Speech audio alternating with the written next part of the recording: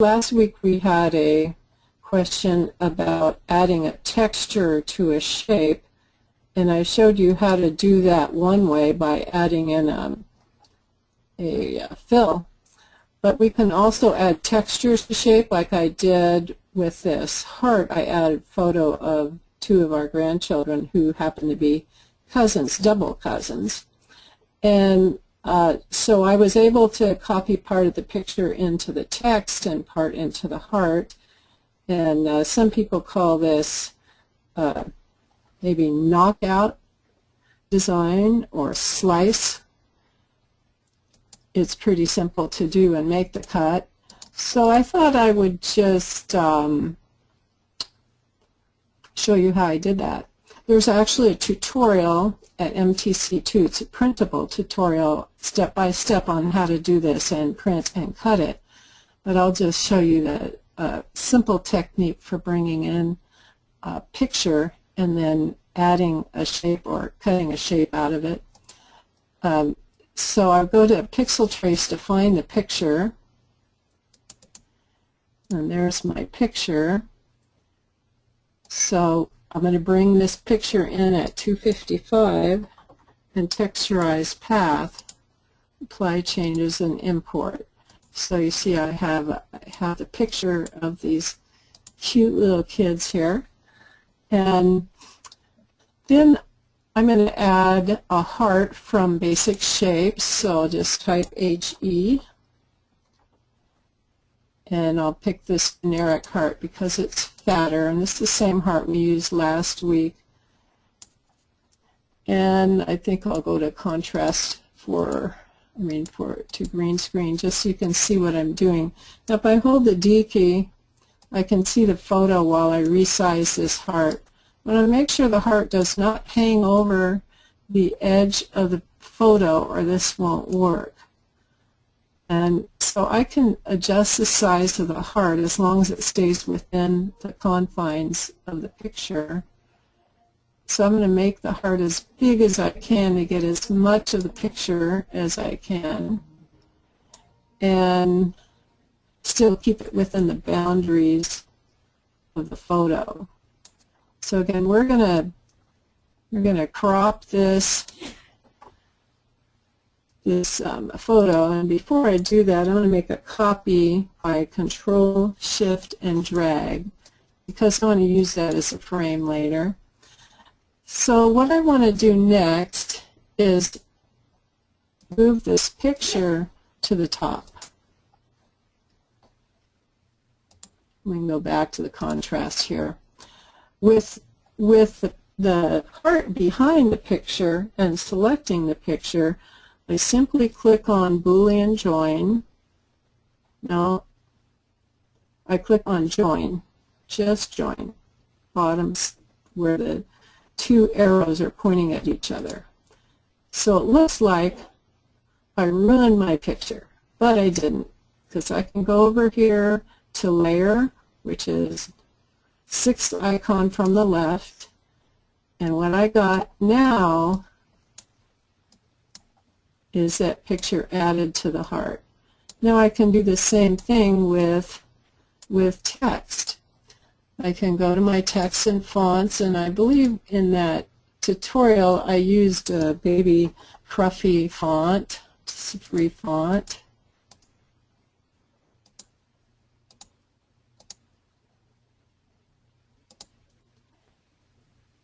And I typed in cousins.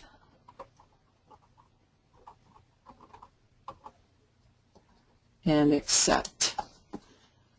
Now with text you can take the default as it is, or you can spread them apart or move them closer by holding Control and just dragging on that side arrow there. I'm going to pull these apart a little, but not too much because I want to catch the picture. And or I could overlap them and weld them. Either way. But I'll just kind of pull them apart a little so we see what happens. I'm going to lay them over the picture, kind of get the design where I want it to be. I can make it a little larger if I want. as long as it's within the shape of the background. And again, I'm going to send the picture to the front, join, and layer.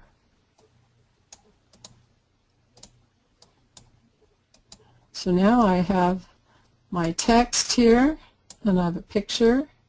I could select both and type a V for a vertically alignment to get them perfectly centered. And I could do a shadow layer for both of them together, or I could do it individually. To do a shadow, I just click this here. I don't want an inset shadow, but I want maybe a 0.1 outset shadow, and that looks pretty good.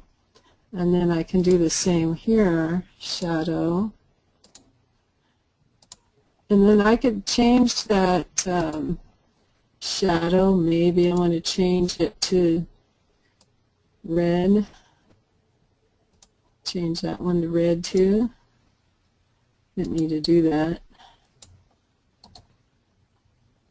Get to the bottom. So I have my design here ready to print and cut. And it's just that quick, whether you call it knockout or slice or just a simple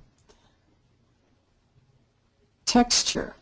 You can do this with any photo, and you can do it with any other kind of fill design that you want to. But since somebody asked about that last week, I thought I'd show you this other alternative that you can use to fill it. Then if you wanted to do this as print and cut, you would go to your print options and print your registration marks, and you could show the paper on the mat if you want. You can go to print preview, and you can see your registration marks here. Depends on which cutter you're using as to which registration marks you want to use. So, any questions about that?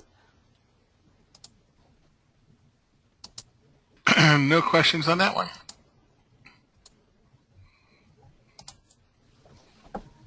So if you would like to see this step-by-step printable tutorial for this, you would go to MTC Toots here, go to Files, then there's a folder under Files, Shared MTC Files. No, it's not in Shared MTC Files, it's in Advanced Lessons, and this is a print and cut document. Let's see which one I used.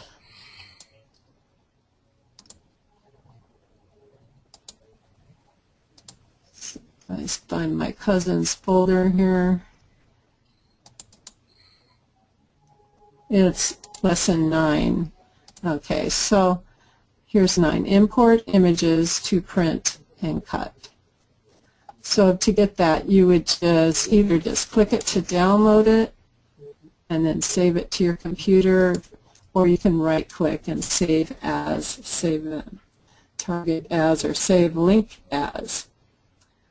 Now while I'm here, I'll show you that the other question that we had this week was about split monograms. If you go to the Files section here and go to the Shared MTC Files, you'll find in here that there are 7 sets of split monograms in 2 formats. For example, we have Annabelle's split monogram in a TrueType font, so I have them all in TrueType fonts. Preciosa, Regal, Apex, and I also have them zipped SVG files in a zip set. And the difference here is that the TrueType fonts are pretty much set. The width of the space between the top and the bottom of the split, whereas the SVG files you can manipulate a little bit more. So they're all in here. If you go down further, zipped, it has a whole set of 26 uppercase monograms in each set. So you can access them right here. Just click on it. If it's a TrueType font, you will install it either in Make the Cut or in your fonts window. And if it's a zipped file, and all these files, by the way, are free. So let's say I click this one and I save it to my desktop, and then I go over here at the bottom and double click it or click it and extract all, then that unzips the monogram. So suppose we have a monogram that we want to split. Well, you can use one that's already done. That'll save you trouble. But we had somebody saying, well, just how do I split a shape? So we can use one of the basic shapes, any basic shape. And maybe I'll go to miscellaneous and see if we have some in here. Let's say we wanted to do this snowflake. I'll double click this. And let's say we wanted to split that to add something in the middle. So I've got this design on my page. I'm going to go to my basic shapes and add a square. Type SQ in there. Double click on my square. And if I were going to do a 12-inch, you can decide on your size. Or let's say I'll make it a 10-inch wide. When I do a tile, like a 12-inch tile, I might do my design 10 inches to leave room at the bottom for more text, and leave room in the middle for text. So I'm going to take this, I'll change this to green so you can see better. I want to make this square to be about as wide as the design and about 1.5 inches tall. You could set the height as whatever height you want, and you can put your break wherever you want it. Did you have a question? No, sorry, no question. Okay. I think I'll make this 1 3/4, 1.75, and then I'm going to make a copy of this one. Control Shift and just click. And this one, I'm going to make it a little longer. I want to make it narrower, and I'll make this 1.5, not 1,500, but 1.5.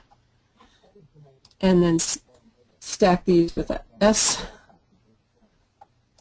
So now I have a wide one and a tall one. I'm going to take the tall one and weld it to the snowflake. And now I'm going to select all and join. Oops. I want to do a Boolean join. So select all. Boolean join is 1, 2, 3, 4, 5, 6, 1/8 from the right. And I'm going to do the A to B difference and apply, and there's my split monogram.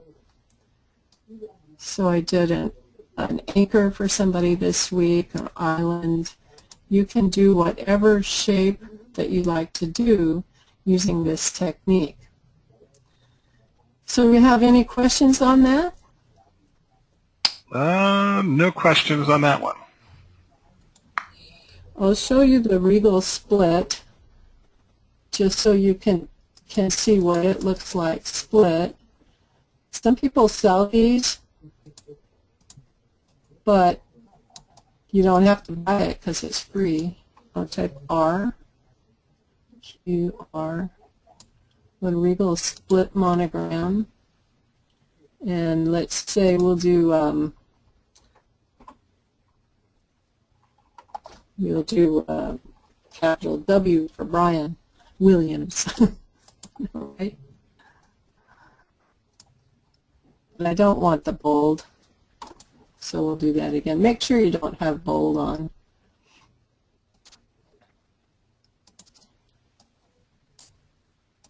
Now I can just spread it out here. And then I can write in between these spaces whatever I want. Now if I would like a little more space on that, I just click on Split, fifth icon from the left. And that allows me to select one part and move it down. I don't recommend you move it a lot because it can distort the shape of the actual letter if you move it too far.